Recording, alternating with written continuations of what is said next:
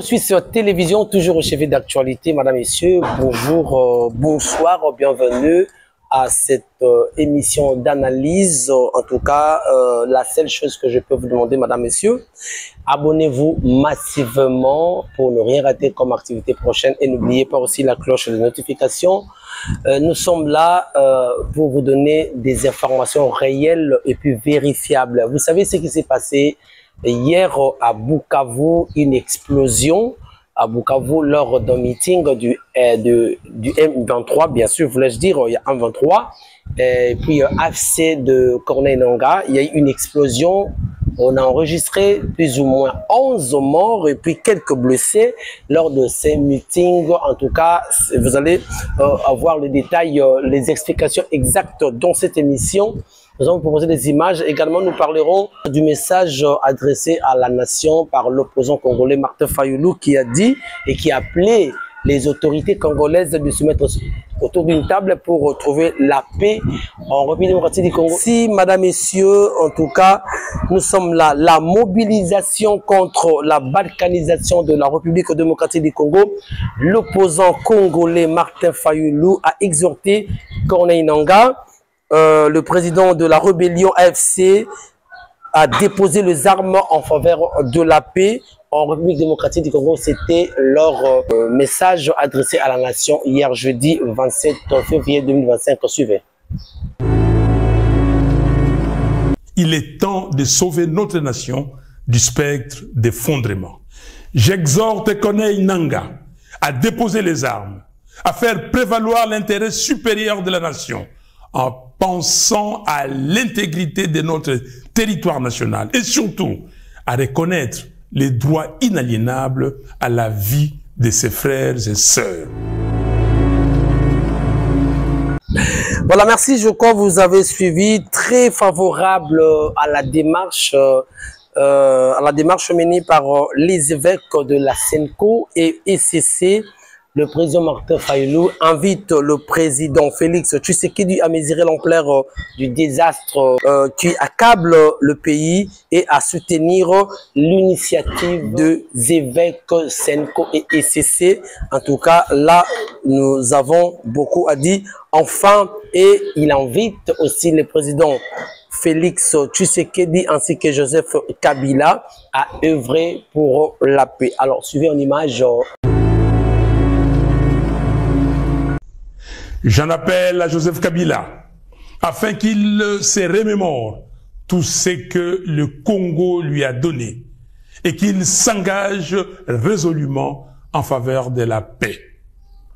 J'invite Félix Tshisekedi à mesurer l'ampleur du désastre qui accable notre pays et à soutenir sans réserve l'initiative des évêques de la SENCO et des pasteurs de l'ECC. Voilà, je disais plusieurs morts à la suite d'une explosion au meeting du M23 à Bukavu, alors devant les fortes pressions internationales de ces derniers temps contre le Rwanda avec les sanctions. Corneille Nangaa, Kagame et Museveni ont décidé de bombarder la population civile lors d'un meeting populaire à Bukavu. Une tactique bien connue de leur maître Tuti, Kagame et Museveni. Alors suivez dans cette image, la population a très déçue pour l'acte qui vient de se passer. Et Corneille Nangaa, Kagame et Museveni ont décidé de bombarder la population civile. Il y a eu plus de 11 morts et plusieurs blessés. Regardez en image. Batu wanakufa ba mingi. Kulikuwa ba espio hapa, kulikuwa batu wa mingi. Tuko na celebrate, tunashangilia. Batu wanakufa hapa, wanaingia hapa tu kutoka tu president kutoka kuenda. Na ndio tueni nini? Batu baba kumbe walikuwa mushia hapa, ndio wanaua watu. Kwa kufa 7 personnes mimi naona kwanza 7. Batu baba kumbe walikuwa hapa, tuyue Roma. Wanapiga magernade hapa, tuyue Roma kwa baba, ingine siwe. Suisse Télévision, toujours au chevet d'actualité, madame, messieurs. Bonjour, bonsoir, bienvenue à cette émission d'analyse. En tout cas, la seule chose que je peux vous demander, madame, messieurs, abonnez-vous massivement pour ne rien rater comme activité prochaine et n'oubliez pas aussi la cloche de notification. Nous sommes là pour vous donner des informations réelles et puis vérifiables. Vous savez ce qui s'est passé hier à Bukavu, une explosion à Bukavu lors d'un meeting du M23, bien sûr, voulais-je dire, il y a M23, et puis AFC de Corneille Nangaa, il y a eu une explosion, on a enregistré plus ou moins 11 morts et puis quelques blessés lors de ces meetings. En tout cas, vous allez avoir le détail, les explications exactes dans cette émission. Nous allons vous proposer des images. Également, nous parlerons de l'adresse du message adressé à la nation par l'opposant congolais Martin Fayulu, qui a dit et qui a appelé les autorités congolaises de se mettre autour d'une table pour trouver la paix en République démocratique du Congo. Également, il a exhorté au président Joseph Kabila, ex-président honoraire, d'œuvrer pour la paix ici en République démocratique du Congo. Merci, madame, messieurs. En tout cas, nous sommes là. La mobilisation contre la balkanisation de la République démocratique du Congo.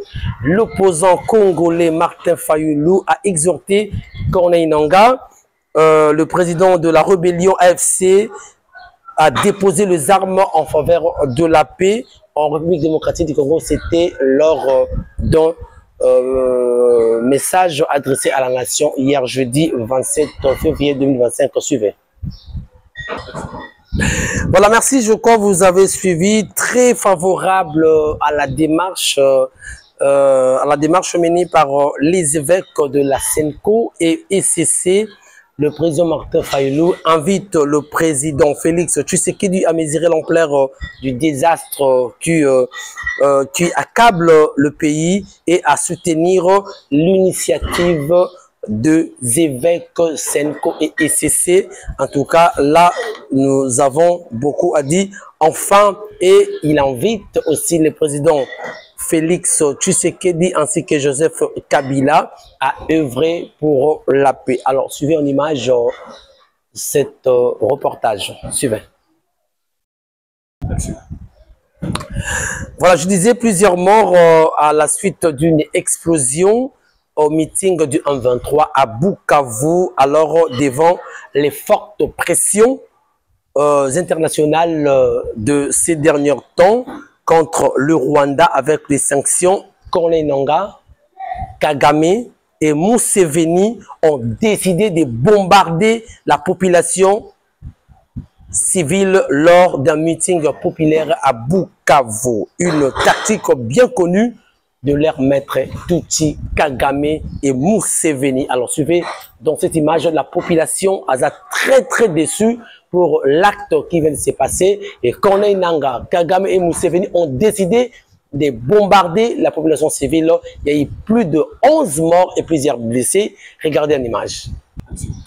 Voilà, madame, messieurs, je crois bien que vous avez compris la situation qui prévaut dans la partie est de la République démocratique du Congo. Et j'ai toujours dit, la République démocratique du Congo, un pays à la dimension d'un petit continent avec une superficie de 2 345 410 km², on acceptera en aucun jour même 1 centimètre de notre pays soit parti, soit occupé par les ennemis. Et la raison pour laquelle les autorités congolaises se mettent ensemble autour d'une table pour réfléchir afin que nous ayons une paix durable. Mais la paix du Congo ne viendra ni de l'Occident ni de l'Orient. Mais la paix du Congo ne viendra que chez les Congolais et qui se mettront autour d'une table afin que nous trouvions, je dis une véritable plutôt, voulais-je dire, une véritable paix dans, non seulement en République démocratique du Congo, mais également dans la région du Grand Lac. Donc ce qui fait que il ne faut pas que nous puissions compter sur la communauté internationale. On ne peut jamais compter sur les États-Unis, non plus sur la Grande-Bretagne, et nous devons résoudre notre problème à nous. Personne d'autre ailleurs ne viendra nous donner la paix. Chers amis, je vous le dis, chers Congolais, la vraie paix ne viendra que des Congolais. Tous ces pays-là de la communauté internationale, ce sont des pyromanes. Ce sont des pays qui soutiennent le Rwanda. Mais ils vous font la joie en disant que Bissot Toko soutenir, nous sanctionnons. Il ne faut pas que nous nous limitions au niveau des sanctions. On doit passer par des actes. Vous dites, nous sanctionnons le Rwanda. Et qui sont ceux-là qui sanctionnent le Rwanda? Ce sont les pays qui soutiennent le Rwanda. Le Rwanda aujourd'hui produit plus de 80% de coltan dans le monde. Mais dans son sous-sol, Rwanda n'a aucun minerai comme coltan. Parce que le coton, c'est une matière oyo et salaka. Les téléphones que nous avons ici, les iPhones que vous utilisez, c'est les cotons. Mais le Rwanda en produit 80% au monde. Mais pendant que le Rwanda ne détient même pas dans son sous-sol le coton, où est-ce que le Rwanda prend les cotons? C'est au Congo. Oh, nous avons suspendu la coopération de matière. Non. Ils ont dit, mais quelle est l'applicabilité? Est-ce qu'ils ont appliqué? Sanction, c'est bien, c'est la théorie. Mais l'applicabilité ne se fait pas, mesdames et messieurs. Qu'on ne nous trompe pas. Si j'étais le conseiller du président, je lui dirais, Monsieur le Président, contactez-vous aux Congolais. Ces gens-là, ce sont des pyromanes. Ce sont des gens qui tissent de ficelles en coulisses. La journée, on vous fait croire que nous sanctionnons le Rwanda. Mais la nuit, ils entretiennent avec le Rwanda. Ils sont en train de tirer des choses à la longueur. Cela profite à qui? Au Rwanda. Pendant qu'on sanctionne le Rwanda, mais en 23, la FC continue à faire son bon chemin. Ils ont récupéré Bukavu. Ils ont même fait le meeting. Et après Katanga, s'ils arrivent à Kisangani, c'est la porte de Kinshasa. Toko rêvé. Et j'ai entendu Willy Ngoma dire que... J'étais là sur place, puisque l'homme qui portait les grenades lui-même, il est mort. Il portait des grenades et il a explosé. Donc là, j'étais à... Donc il visait peut-être mon véhicule, puisque même mon escorte, s'il ne portait pas des casques, il allait trouver la mort maintenant. Donc, c'était lorsque le cordon Nanga sortait, il est sorti, moi, j'ai resté pour un peu encadrer les jeunes gens qui sont venus dans l'armée, donc les jeunes recrues. Alors, je suis entré dans la voiture. Du coup, il y a un journaliste qui m'a dit que non, je vais causer avec toi. J'ai mis 200 pour causer avec lui et on prend les pas, on fait même 10 mètres. Et directement, cet homme m'a explosé directement de grenade. Donc, si j'étais dans la voiture, il visait vraiment ma voiture. Et malheureusement, donc, nous regrettons la perte de vies humaines, des civils. Celui qui portait des casques, il y a des fragments qui a touché, c'est la casque, il n'y a pas de blessure là-dedans. Et nous regrettons de perte en vies humaines des civils et des innocents.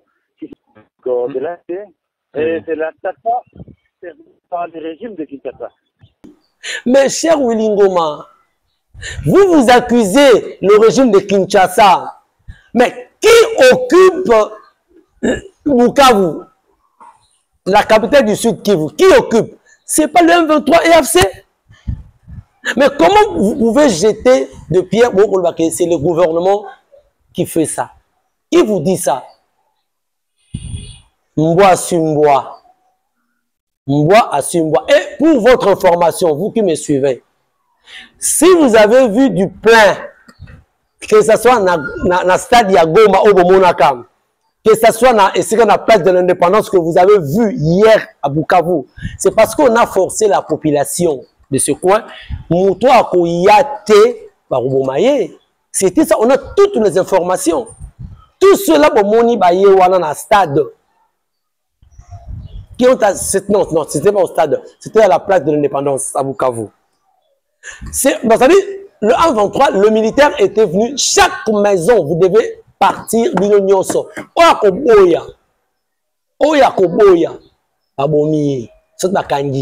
alors, vous êtes déjà dans un endroit où ils sont occupés par les ennemis. Mais tout ce qu'ils diront, vous pouvez accepter. C'est ce qui se fait à Bukavu, ni aussi à Goma. Qu'on ne vous trompe pas, peuple congolais, nous ne voulons plus la balkanisation. Lumumba l'a dit, il y a de cela 64 ans, la Belgique veut balkaniser le Congo. C'est une prophétie. Mais c'est nous-mêmes qui devons barrer ces projets-là, il y a balkanisation.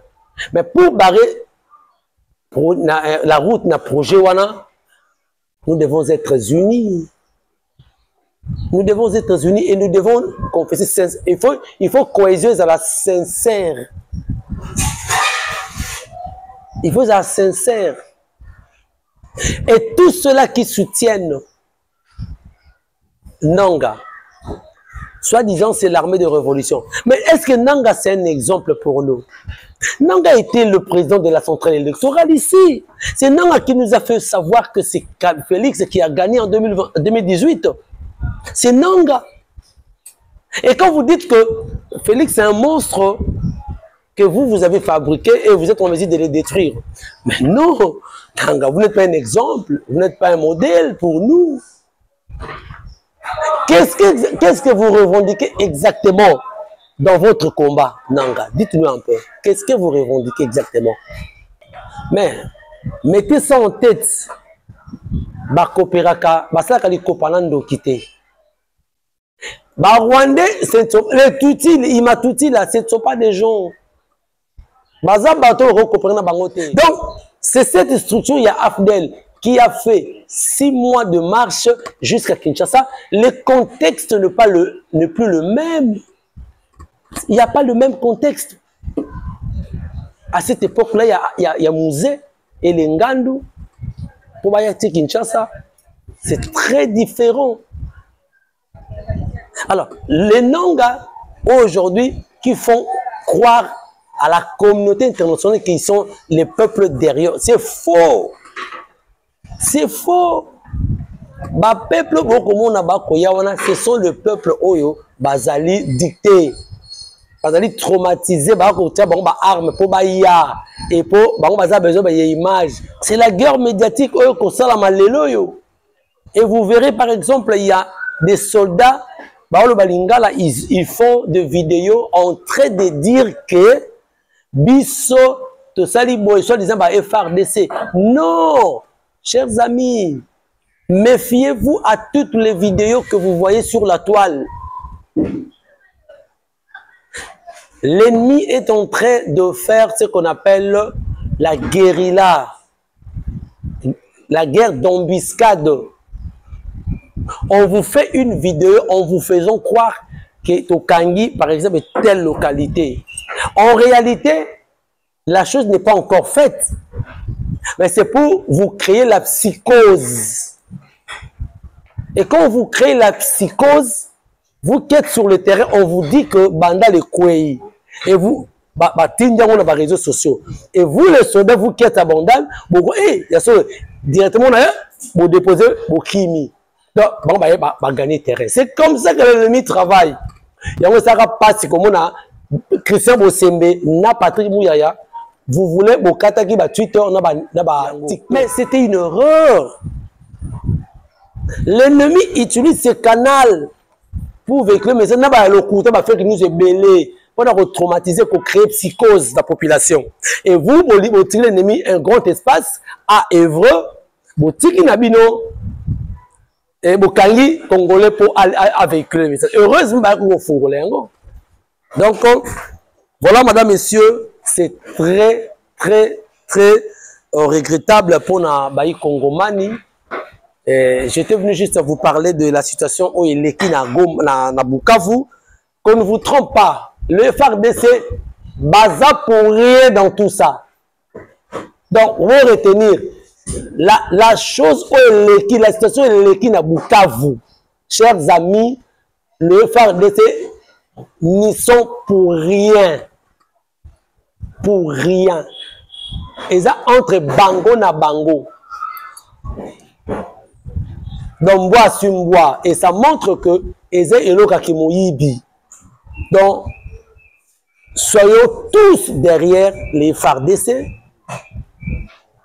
Bendele Koyate, soutenons Basoda Nabiso, et gardons l'intégrité territoriale de notre pays et gardons la grande superficie de 2 345 410 km² et gardons le 145 territoires et 450 ethnies.